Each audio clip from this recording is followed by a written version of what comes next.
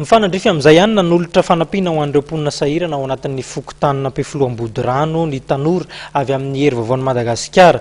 Vary 7 gony ary vao maina 20 gony no natolotra izy ireo an'ireto fianakaviana sahirana ireto ho mariky ny firaisan-kina ao anatin'izao fanamariana ny 17 ny volana May izao.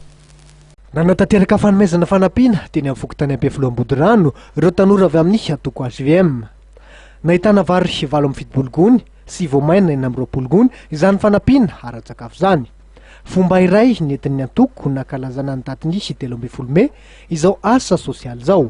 Androany moa dia 13 May, zany hoe fahatsiarovana ho anay amin'ny antoko HVM dia fahatsiarovana ny fihetsembahoaka nisy teto amin'ny 27 koa mankalaza an'izany zay amin'ny fifankatiavana sy amin'ny firaisan-kina araka ny baiko ny filoham-pirenena Hery Rajaonarimampianina ny Malagasy tsy maintsy mirahina na amin'ny sarotra na amin'ny mora.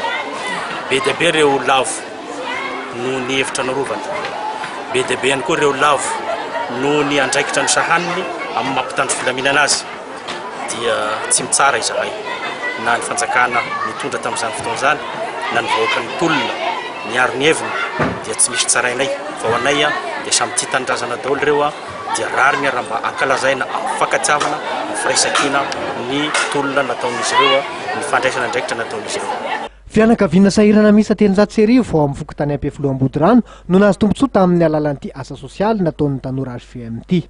Tsy nanafina ny fahafapony ireo nahazo tombontsoa. Tena mahafapo anay mihitsy le fanampiana aloha amin'izao. Afaka mifasahirana amin'ny vahoaka majinika. Fanirinay moa raha mbola misy dia mitohiko mba tohizana raha mbola misy zany mba hitohy foana. Atao sakafo ka dia fahasalamana, mety koa raha fahasalamana. Mitetika asa koa mba satria betsaka izay sahirana tsy anasy ety.